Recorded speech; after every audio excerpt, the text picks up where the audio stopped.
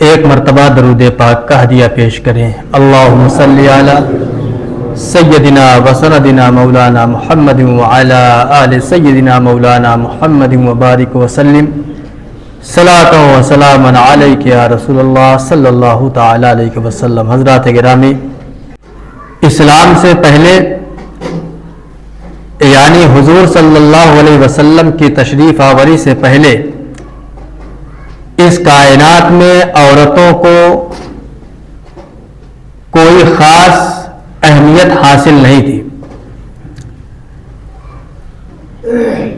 عرب کے بہت سارے قبیلے ایسے تھے کہ جہاں بیٹیوں کو اتنا منحوس سمجھا جاتا تھا کہ پیدا ہوتے ہی بیٹیوں کو زندہ دفن کر دیا جاتا تھا، اور بیوی کو بھی صرف پاؤں کی جوتی کے برابر سمجھا جاتا تھا۔ لیکن یہ ہمارا اسلام اتنا مقدس مذہب ہے کہ اس نے عورت کو جنت کا درجہ دیا۔ عورت اگر ماں کی حیثیت سے ہے تو وہ جنت ہے، بیٹی کی شکل میں ہے تو وہ رحمت ہے، بیوی کی شکل میں ہے وہ ایک نعمت ہے۔ عورت تو ایک انسان ہے۔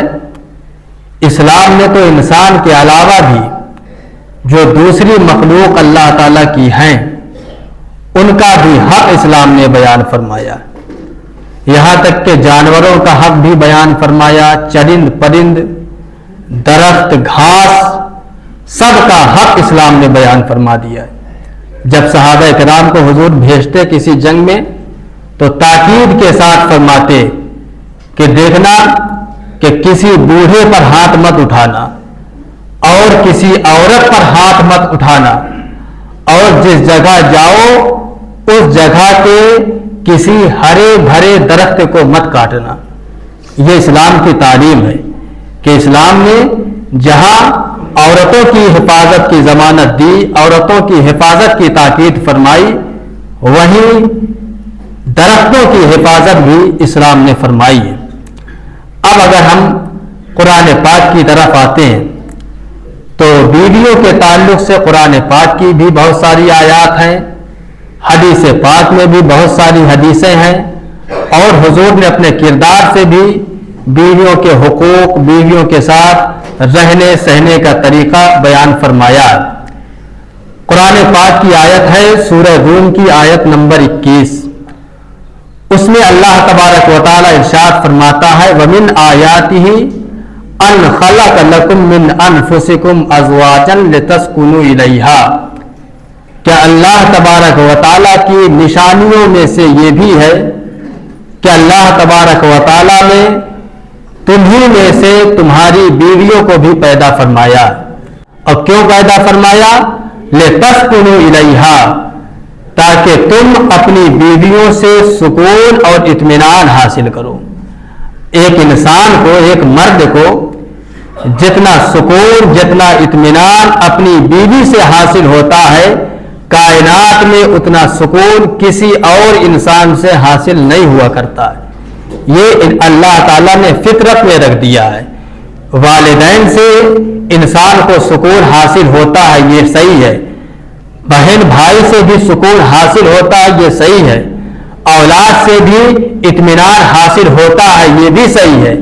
لیکن جتنا سکون، جتنا اطمینان ایک مرد کو اس کی بیوی دے سکتی ہے، اتنا اطمینان اس دنیا میں کوئی اور رشتہ نہیں دے سکتا ہے۔ قرآن پاک نے فرما دیا لِتَسْكُنُوا إِلَيْهَا، اللہ تبارک و تعالیٰ نے تمہاری بیویوں کو پیدا فرمایا تاکہ تم ان سے سکون اور اطمینان حاصل کرو۔ وَجَعَلَ بَيْنَكُمْ مَوَدَّةً وَرَحْمَةً، اور اللہ تبارک و تعالیٰ نے تمہارے درمیان، تمہارے اور تمہاری بیویوں کے درمیان محبت اور رحمت کو پیدا فرما دیا ہے کہ تم ایک دوسرے سے محبت کرتے ہو، یہ بھی اللہ کی عطا ہے، اور تم ایک دوسرے پر رحم کرتے ہو، رحم دل ہوتے ہو، ایک دوسرے کی ضرورتوں کا خیال رکھتے ہو، ایک دوسرے کی تکلیف پر تڑپ جایا کرتے ہو تو یہ بھی اللہ تبارک و تعالیٰ کی عطا ہے کہ اللہ تبارک و تعالیٰ نے تمہارے اس رشتے میں محبت اور رحمت کو پیدا فرمایا. تو یہ ہے قرآن پاک. اور دوسری آیت اسی طریقے سے فرمایا سورہ نساء کی آیت نمبر 19 فرمایا وَعَاشِرُوهُنَّ بِالْمَعْرُوفِ لوگوں اپنی بیویوں کے ساتھ اچھے انداز سے رہا کرو. اپنی بیویوں کے ساتھ اچھے انداز سے رہا کرو, بہترین طریقے سے ان کے ساتھ زندگی گزارا کرو. فَإِنْ كَرِهْتُمُوهُنَّ اگر تم انہیں ناپسند کرتے ہو, اگر تمہاری بیوی کی کوئی بات تمہیں ناپسند ہو تو فرمایا فَعَسَىٰ أَن تَكْرَهُوا شَيْئًا وَيَجْعَلَ اللَّهُ فِيهِ خَيْرًا كَثِيرًا. فرمایا کہ یاد رکھو اگر تمہاری بیوی کی کوئی بات تمہیں پسند نہ بھی ہو تو بہت ساری چیزیں ایسی ہوتی ہیں کہ تمہیں وہ پسند نہیں ہوتی, لیکن اللہ تبارک و تعالیٰ اس چیز میں تمہارے لیے بہت ساری بھلائیاں پیدا کر دیتا ہے. دیکھیے قرآن پاک کی کتنی بہترین آیت ہے. اللہ تبارک و تعالیٰ نے کتنا اچھا درس ہمیں دیا ہے کہ اگر تمہاری بیوی کی کوئی بات تمہیں پسند نہ ہو پھر بھی تم ان کے ساتھ رہو, ان کے ساتھ اچھا برتاؤ کرو, ان کے ساتھ اچھا سلوک کرو. اس لیے کہ اگر تمہیں کوئی چیز ناپسند بھی ہو ہو سکتا ہے کہ اللہ تبارک و تعالیٰ اسی چیز میں تمہارے لیے بہت ساری بھلائیاں پیدا فرما دے اور وہی چیز تمہارے نفع کا سامان بن جائے. دنیا میں بھی تم اس کے ذریعے نفع حاصل کرو اور آخرت میں بھی تم اس کے ذریعے نفع حاصل کرو. اور اس کی تائید ایک حدیث پاک سے بھی ہوتی ہے کہ حدیث پاک میں ہے کہ حضور اقدس صلی اللہ علیہ وسلم نے ارشاد فرمایا کہ لوگوں اگر تمہاری بیوی کی کوئی ادا تمہیں پسند نہ ہو, اگر تمہاری بیوی کی کوئی بات تمہیں پسند نہ ہو تو اس ناپسند بات کی طرف مت دیکھو, اس لیے کہ اگر تمہیں کوئی ایک بات ناپسند ہوگی تو تمہاری بیوی میں بہت ساری باتیں ایسی بھی ہوں گی جو تمہیں پسند ہوں گی. لہذا تم ان باتوں کی طرف دیکھو. ایک مرد مکھی نہیں ہوا کرتا, مکھی کی طرح مرد کو نہیں ہونا چاہیے کہ ایک مکھی کی عادت ہوتی ہے کہ پورا خوبصورت جسم چھوڑ کر صرف زخم پر بیٹھا کرتی ہے. ایک مکھی پورا خوبصورت جسم چھوڑ کر صرف زخم پر بیٹھا کرتی ہے. تو مرد کو تمام اچھائیاں بھلا کر صرف برائیوں کو نہیں دیکھنا چاہیے, بلکہ اگر عورت بھی ایک انسان ہے, اس کے اندر کچھ کمی ہوگی, کچھ کوتاہیاں ہوگی, کچھ عیب ہوں گے, لیکن مرد کی پہچان یہ ہے کہ مرد ان چھوٹی چھوٹی برائیوں کو مت دیکھے بلکہ اپنی بیوی کی اچھائیوں کی طرف نگاہ رکھے, اپنی بیویوں کی اچھائیوں کی طرف نگاہ رکھے. اس لیے کہ جو انسان بے عیب انسان تلاش کرتا ہے, بے عیب ساتھی تلاش کرتا ہے, وہ زندگی میں اکیلا رہ جاتا ہے. کوئی بھی انسان اگر ہوگا اس کائنات میں تو اس کے اندر کوئی نہ کوئی عیب ضرور ہوگا. کمی ہر انسان کے اندر ہوتی ہے, کوتاہی ہر انسان کے اندر ہوتی ہے. نبی کے علاوہ کوئی انسان ایسا نہیں ہے کہ جو عیب سے خالی ہو. عیب ہر انسان کے اندر ہوتا ہے, کمیاں ہر انسان کے اندر ہوتی ہیں. لہذا اگر اچھی زندگی گزارنا چاہتے ہیں تو ضرورت اس بات کی ہے کہ انسانوں کی برائیوں کو نظر انداز کر کے آپ ان کی اچھائیوں پر نگاہ رکھنا شروع کر دیں, آپ کی زندگی بہتر ہونا شروع ہو جائے گی. یہ زندگی کو بہتر بنانے کا ایک اچھا فارمولہ ہے کہ اگر آپ کی بیوی کے اندر کوئی برائی ہو, اگر وہ صحیح سے آپ سے بات نہیں کرتی, اگر اس کی زبان میں تھوڑی سختی ہے, کھانا اچھا نہیں بناتی, کپڑے اچھا نہیں دھلتی, یا وقت پر آپ کے کھانے پہننے کا انتظام نہیں کر پاتی, تو آپ ان برائیوں کو نظر انداز کریں, ان برائیوں کو نظر انداز کریں, بلکہ اس کے اندر اور بہت ساری اچھائیاں ہیں کہ وہ آپ سے محبت کرتی ہے, آپ کے بچوں کی پرورش کرتی ہے, آپ کے رہنے سہنے کا بہترین انتظام کرتی ہے, آپ کو تکلیف نہیں پہنچنے دیتی. بہت ساری اچھائیاں اس کے اندر ہیں. آپ ان اچھائیوں پر نگاہ رکھیں گے تو انشاءاللہ آپ کی زندگی بہتر ہو جائے گی. ہمیشہ اچھائیوں پر نگاہ رکھنی چاہیے. ہاں یہ الگ بات ہے کہ اگر اس کے کریکٹر میں کوئی خرابی ہے, اگر بیوی کے کریکٹر میں کوئی خرابی ہے کہ اگر وہ غیر محرموں سے ملتی جلتی ہے, غیر محرموں سے بات چیت کرتی ہے, اگر اس کے کریکٹر میں کوئی خرابی ہے, وہ فرائض کی ادائیگی نہیں کرتی, نماز چھوڑتی ہے, روزے چھوڑتی ہے, تو اسلام اجازت دیتا ہے کہ آپ اپنی بیوی پر سختی کر سکتے ہیں. کب؟ کریکٹر کی خرابی کی صورت میں. لیکن اگر گھریلو معاملات میں اس کی کوئی عادت آپ کو اچھی نہ لگے تو آپ اس پر سختی نہ کریں, آپ اس پر سختی نہ کریں. اور کریکٹر خراب ہے تو آپ اسے مار بھی سکتے ہیں, لیکن ہاں اتنا مارے کہ وہ ظلم کی حد تک نہ پہنچے. آپ مار سکتے ہیں, اس کا بات چیت بند کر سکتے ہیں, اس کے ہاتھ سے کھانا پینا بند کر سکتے ہیں, جس طریقے سے ہو سکے آپ بائیکاٹ کر سکتے ہیں. لیکن اگر گھریلو معاملات میں اس کی عادتیں آپ کو اچھی نہیں لگتی, دو چار عادتیں ہیں جو آپ کو اچھی نہیں لگتی, تو آپ ان عادتوں کو نظر انداز کریں, اس کی اچھی عادتوں پر نظر رکھیں, سمجھانے کی کوشش کریں. انشاءاللہ ایک وقت آئے گا کہ آپ کی بیوی آپ کے بتائے ہوئے طریقے پر عمل کرنے لگے گی. بس ایک حدیث پاک آپ کے سامنے پیش کروں گا.